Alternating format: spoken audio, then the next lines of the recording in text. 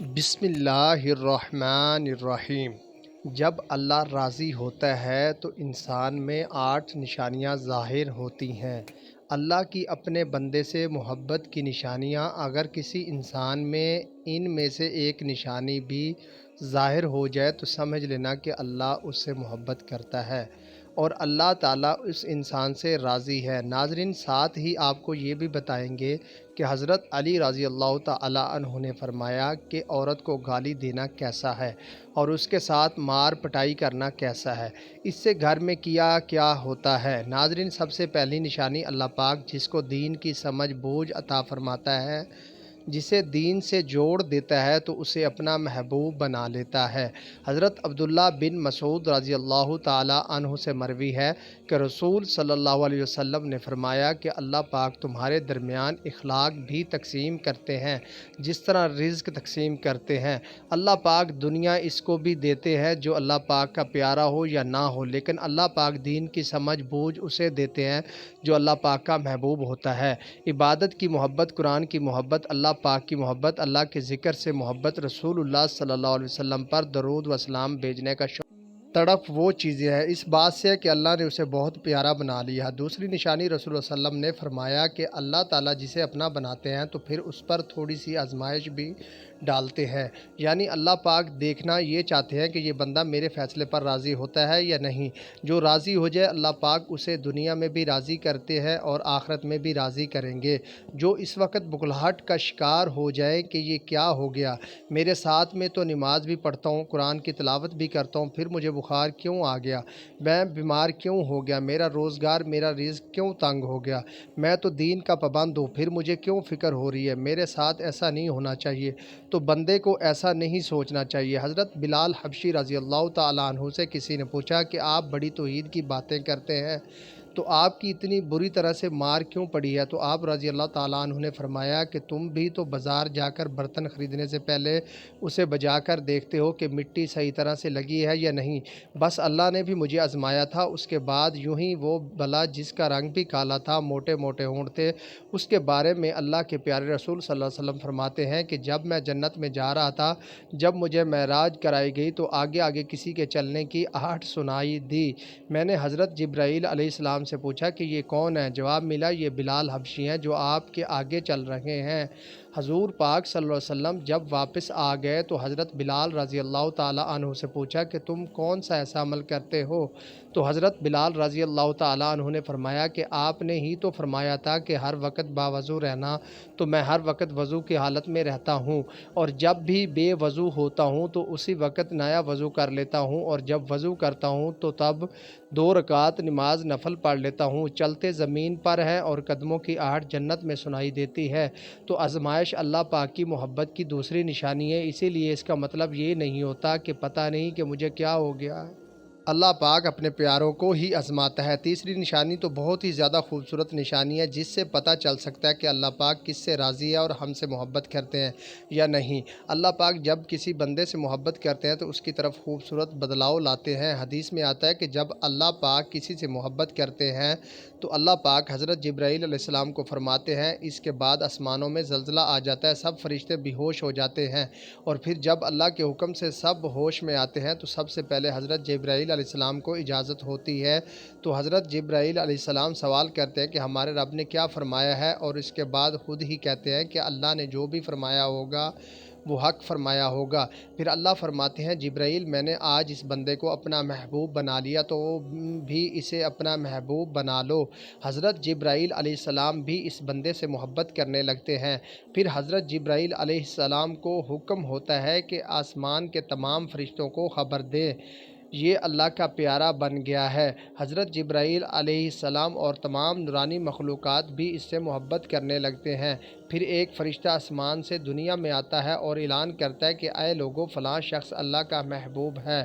حضرت جبرائیل علیہ السلام اور تمام آسمانوں کی نوری مخلوقات اس سے محبت کرتی ہے، تم بھی اس سے محبت کرو، اور پھر دنیا والوں کے دلوں میں بھی اللہ پاک اس بندے کی محبت ڈال دیتا ہے۔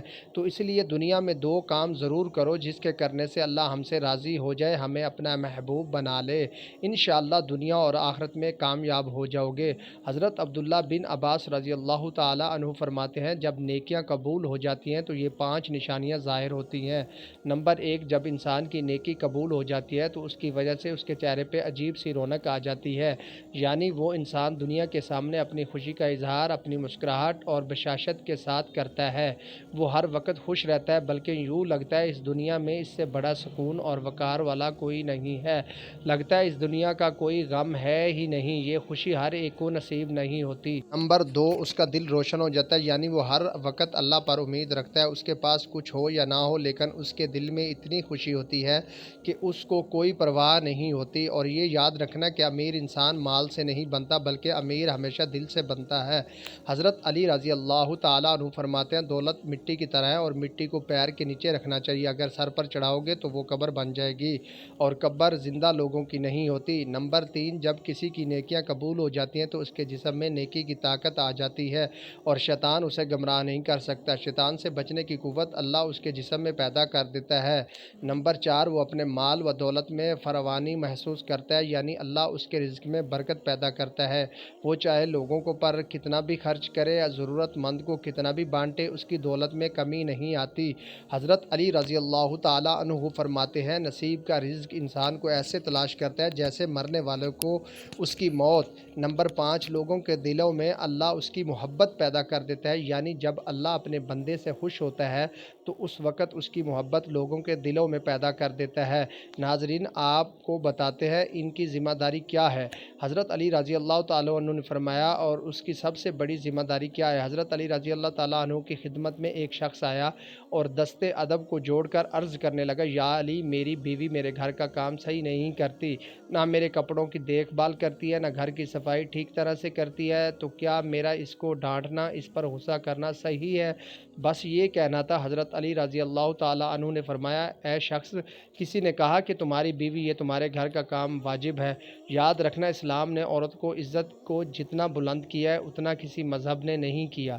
میں نے اللہ کے رسول صلی اللہ علیہ وسلم سے سنا کہ عورت کی سب سے بڑی ذمہ داری ہے کہ وہ اولاد کی اچھی پرورش کرے اور وہ اپنی اولاد کا خیال رکھے، لیکن اگر اپنی اولاد کی پرورش کرنے کی اجرت شوہر سے مانگنا چاہے تو وہ بھی مانگ سکتی ہے۔ اور تم گھر کے کام کی بات کر رہے ہو، خوشی سے گھر کا کام عورت کرتی ہے، گھر کو سنبھالتی ہے، تو یہ اس کی عظمت ہے، یہ اس کا بڑا پن ہے، اس کا شکریہ ادا کیا کرو، اس کا احترام کیا کرو۔ میں نے اللہ کے رسول صلی اللہ علیہ وسلم سے سنا ہے کہ جس وقت عورت اپنے گھر کا کام کرتی ہے اس وقت اللہ اپنے فرشتوں کو زمین پہ بھیجتے ہیں اور کہتے ہیں کہ جب تک یہ عورت گھر کا کام کرتی رہے اس کے لیے عبادت لکھتے رہو، اور وہ وقت جو عورت کے گھر کے کام میں لگاتی ہے وہ اس کی عبادت میں شامل ہو جاتا ہے۔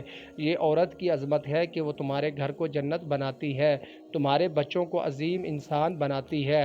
لیکن اگر کوئی عورت پر ظلم کرے گھر کے کام کی وجہ سے تو اسے ٹوکتا رہے، اس پہ ظلم کرتا رہے، تو روز محشر میں اللہ اس انسان کو گدھے کی شکل میں اٹھائے گا اور دوزخ کا ایک دروازہ ان لوگوں کے لیے کھولا جائے گا اور یہ کہا جائے گا یہ وہ انسان ہے جنہوں نے اپنی ہی بیوی کو حقیر سمجھا اور ان کو غلام سمجھا۔ ناظرین، اب ہم آپ کو بتاتے ہیں حضرت رضی اللہ تعالیٰ عنہ نے فرمایا گھر میں عورت کا رونا کیسا ہے اور ان پر ظلم کرنے کی سزا کیا ہے۔ حضرت علی رضی اللہ تعالیٰ عنہ راستے سے گزر رہے تھے تو دیکھا کہ ایک شخص اپنی بیوی پر ظلم کر رہا تھا۔ حضرت علی رضی اللہ تعالیٰ عنہ ان کے قریب گئے اور فرمانے لگے، اے شخص، اللہ سے ڈرو، تمہاری مفلسی، پریشانی اور رزق میں تنگی کا سبب یہی وجہ ہے جو تم اپنی بیوی کو مارتے ہو، یہ تمہاری بیوی تمہارے ہی ظلم کی وجہ سے تمہارے ہی گھر میں روتی ہے۔ میں نے رسول اکرم صلی اللہ علیہ وسلم سے سنا ہے کہ جس گھر میں عورتیں روتی ہیں اس گھر میں رزق کے فرشتے نہیں آتے اور یوں اس گھر میں رہنے والے مردوں کی رزق کی راہیں تنگ ہونے لگتی ہیں اور یہ وہ پریشانی اور مفلسی میں گرفتار ہو جاتے ہیں۔ یاد رکھنا، اللہ نے اولاد کی نعمت اور دولت عورت کے تقدیر میں لکھی ہوئی ہے۔ اگر تم یہ چاہتے ہو کہ تمہارے رزق میں فراوانی ہو اور عزت، شہرت، دولت دن بدن بڑھتی جائے تو اپنے گھر میں اپنی عورتوں کا خیال رکھو، انہیں خوش رکھو۔ اللہ کے فضل و کرم سے تم عزت، شہرت اور دولت میں فراوانی پاؤ گے۔ ناظرین، اسی طرح کا ایک اور واقعہ ہے کہ ایک مرتبہ حضرت علی رضی اللہ تعالیٰ عنہ راستے سے گزر رہے تھے۔ آپ نے دیکھا ایک شخص اپنی عورت پر ظلم کر رہا تھا اور اس کی توہین کر رہا تھا۔ حضرت علی رضی اللہ تعالیٰ عنہ ان کے قریب گئے اور فرمانے فرمانے لگے اے شخص یاد رکھنا اللہ نے مرد کو طاقتور اسی لیے بنایا ہے تاکہ وہ عورت کی حفاظت کر سکے نہ کہ عورت پر ظلم کر سکے۔ میں نے نبی کریم صلی اللہ علیہ وسلم سے سنا کہ جو مرد اپنی عورت پر ظلم کرتا ہے تو اللہ اس پر لعنت بھیجتے ہیں۔ تو اس نے کہا یا علی یہ میرے نکاح میں ہے، میں اسے جو بات کہتا ہوں یہ میری بات نہیں مانتی۔ تو حضرت علی رضی اللہ تعالیٰ عنہ نے فرمایا کہ نکاح کا مطلب یہ نہیں کہ تم نے اپنے لیے غلام خریدا ہے، بلکہ نکاح کا مطلب یہ ہے کہ تم نے اپنی نسل کو بڑھانے کے لیے اس عورت سے مدد طلب کی ہے اور تم نے اولاد کی اچھی تربیت کے لیے اس عورت کو چنا ہے۔ اے شخص جس سے مدد لی جائے اس کو غلام نہیں سمجھتے اور جو تمہاری اولاد کو پروان چڑھائے اسے حقیر نہیں سمجھتے، بلکہ تمہیں اس کا شکر گزار ہونا چاہیے۔ یاد رکھنا عورت پر ظلم کرنے کا مطلب ہے اولاد کی بغاوت۔ آنے والے وقت میں اولاد اس عورت کے جسم سے تمہیں نصیب ہوگی تو اس کے وجود میں تمہارے لیے بغاوت ہی بغاوت ہوگی۔ اللہ تعالیٰ سے دعا ہے کہ اللہ ہمیں دین حق پر چلنے کی توفیق عطا فرمائے، ہماری اولاد کو ہمارے لیے رحمت بنائے اور ہمیں دین کی مکمل سمجھ بوجھ نصیب فرمائے، آمین یا رب العالمین۔ ناظرین ویڈیو اچھی لگی ہو تو ویڈیو کو لائک کریں، شیئر کریں، چینل کو سبسکرائب کریں اور کمنٹ باکس میں اللہ تعالیٰ کے 99 ناموں میں سے ایک نام ضرور ٹائپ کریں۔ اگلی ویڈیو تک کے لیے اجازت دیجیے، اللہ